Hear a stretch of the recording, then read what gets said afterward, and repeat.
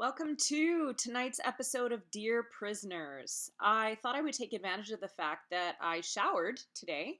I won't tell you how long it's been. Why is that important? What's important is this was clearly the time. I know a lot of people had been waiting for me to speak, to emerge, as it were.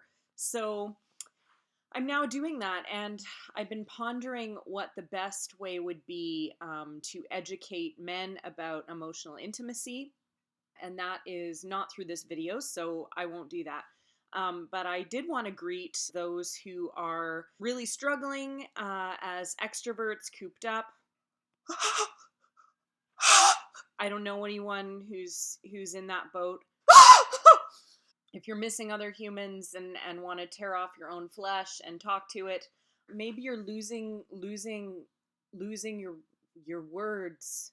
Maybe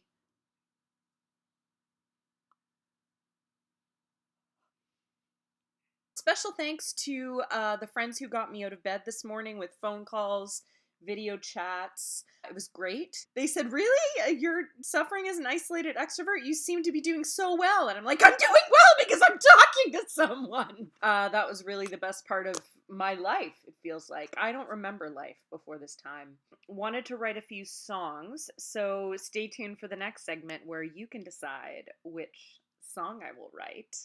And then I shall perform it for you once it's written.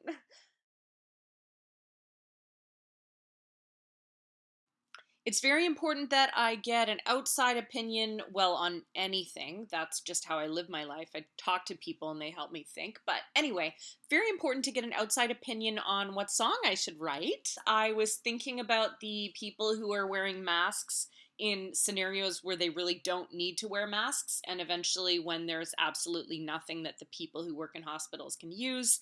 I was just thinking about who I would blame. So then I was thinking of just writing a song called People Are Bad. So that's one option, a song called People Are Bad. The other thing I was thinking about is what's being done for hospital workers now, and that's the whole, like, at a certain time every day, people are clapping on their balconies, and it's like, thank the people who are getting near to gross and who don't mind and are risking their health. So yay. I love that people are applauding the frontline workers in our hospitals. And so then that made me think I wanted to write a song called People Are Beautiful. So people are bad, people are beautiful. Or the third option for a song I could write, very predictable title, Ballad of the Isolated Extrovert. It just seems like something everyone in my life would expect me to write, and so I thought I might as well stick that in there. So feel free to vote on the three titles, and whatever gets the most votes out of the 4, 5, or 6 of you who might see this and vote on it, I will write the song of your choice. My next segment is called Who I'm Isolating With Today. In case you wanted to know, I don't think anyone will be surprised. Today I'm isolating with wine and cheese. I will shortly introduce you to the wine and to the cheese that have made a lovely, low budget and delicious combo to keep me company. But I thought I would share the story of how we met. So yesterday I was delivering groceries to the doorstep of a woman from work, and I walked past Legacy Liquor Store. Shout out, awesome place. And then I suddenly worried about all the wine bottles that could get infected from so many customers touching them. So I ran in, I grabbed as many as I could rescue, and I said, "You can come isolate with me." So took them in, and we're here, we're safe, we're fine. They weren't that worried. Apparently they like kill things that, come into contact, little microbial, whatever.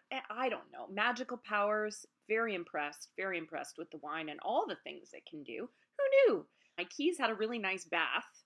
Took a little bath in some rubbing alcohol, because sanitizing your keys, that's a cool thing to do. Yeah, many, many uses for alcohol. If you can think of another one, please post it in the comments. So anyway, want to share with you the wine and the cheese that I'm isolating with, and that will conclude my segment, Who I'm Isolating With Today. Sasso de Lupi. I need to read the bottle and then I can tell you. Sasso de Lupi. I'm also not good at directions. Cabagnes. I can't even say names of things.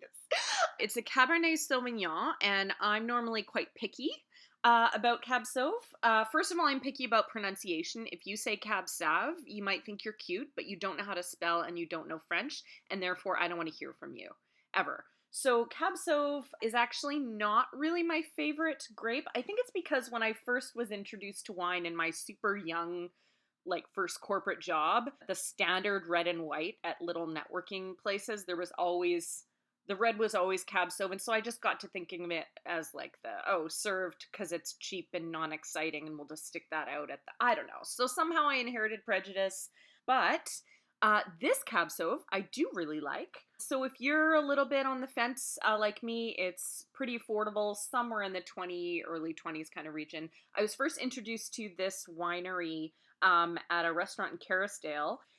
Tried it out, and then what's really cool, the name of it is L'Intruso, which is exciting because it sounds like someone is potentially going to intrude upon my solitude, and I would welcome that. So yes, please be intrusive. I just think that's a fantastic idea. Intrude. Come join me. Be with me. Let's get together. Yeah, yeah, yeah. Think of all that we could share. Oh, all the wine we could share. Anyway, the other friend I was isolating with today is garlic Havarti, roasted garlic Havarti. I just have to say, if you're a snob about cheese, sometimes you can get random low price stuff from the grocery store and it's just good. So I don't know. I really enjoyed the way this combined with my wine. I also liked the price, and it was just handy to get it while I was at the grocery store. Couldn't find any toilet paper, had to get cheese instead. This was right there. So wine and cheese, that concludes my segment, who I'm isolating with today. I also thought I would share, since people have probably been wondering, if I had any social media account, I'm sure I would be getting your questions asking what I'm listening to in my time at home to get through this. There have been two songs that have been getting me through today. One is Peter Pan, You Can Fly, You Can Fly, You Can Fly. If you haven't said it 3 times, you haven't said the whole title. I find most days easier to get through when I listen to that song. It's very important. Come on, Nana. Yeah, that's the part that we all remember, of course. The other song I have been listening to that's really made a big difference to my mental health is called "Damn It Feels Good to Be a Gangsta." You can fact check that accent, quite authentic. I've I've rarely heard a song that resonates so deeply with my personal story. So really, it's just there's no other way to get through this. It does feel good. The other thing that we absolutely must acknowledge today is my fantastic thigh balancing technique. You can tell that my thighs are in great shape because you never ever see the screen move. So, very impressed with myself. Hope you are as well. I think I should keep doing bar Pilates if the fitness centers ever reopen. Awesome. You know what spreads faster than a virus? Knowledge. Yep. I was talking with my mom this morning, and she was mentioning the merit of the idea of sanitizing the inside of one's car, steering wheel, etc. I suddenly thought of all the surfaces and thought that was a genius idea. So then, as I was doing laundry, I was able to share that idea with my neighbor. We did our traditional cheek kiss. I helped her pick something out of her toenail, and then I was sharing her how we can all be clean and minimize exposure to contagion. So she thought the car thing was a great idea too. And here I am telling you. So instantly, when something is put out there, you can potentially share knowledge with billions of people at once through one contact. It doesn't have to spread. You're welcome. That's today's tidbit. And if you hadn't thought before to sanitize the surfaces of the inside of your car, then thank you to my mother. And then you can also thank me because she didn't make a video. Also, today's idea for a product the world could really use: condoms for your keys. I mean, you're sticking them in so many places unprotected. So as I'm sanitizing my keys, I'm thinking, well, they're just immediately going to get filthy again. So if someone would like to create some sort of condom that my keys could use, I would be so happy, so happy to give them a safe option and to sit down and have a discussion with them about planning. The last thing I wanted to say to my fellow prisoners is do the right thing. If you have really legit reasons to isolate for 14 days, the whole travel thing or the symptoms thing, or you touched a dead body that died from this virus, if you have a reason to stay in, then actually stay in. People like me are very happy to perform for you on your front lawn or to drop things off that you need, even non-essential things. I dropped off goat cheese for someone who wanted to make a really gourmet, unnecessary recipe. So I'm just happy to perform that service. I just want you to follow the rules. I think following the rules is great. And what we should remember is that in Singapore, the government will text you and say, immediately send a photo of your surroundings. We need to know that you are at home where you should be. Our government doesn't do that. Some people think it wouldn't fly here because we have this thing called individualism that's a big deal in this country. I don't know. If we don't have those watchdog measures in place, I don't know if these individualists are going to behave themselves. So whoever is watching, clearly you're wasting time like me, and so you're probably indoors like me, and therefore I applaud you. Applause! Good job. Way to follow the rules today. Finally, I'd like to read from the Word of God for anyone who is panicking about whether there's enough in your pantry. We're all thinking about food, issues of scarcity. I just think there's a scripture for every scenario, and I've been proven again to be right. So, Bible time. This is from Deuteronomy chapter 14. Do not eat anything you find already dead.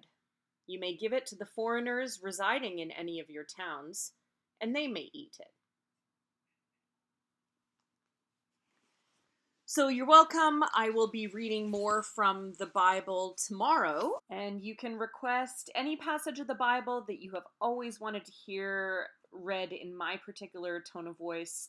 It does need to be something really current, really pithy. There are 66 books in this book, so you're going to have to make a good case for the part you want me to read, and let's try and make it appropriate to the crisis at hand.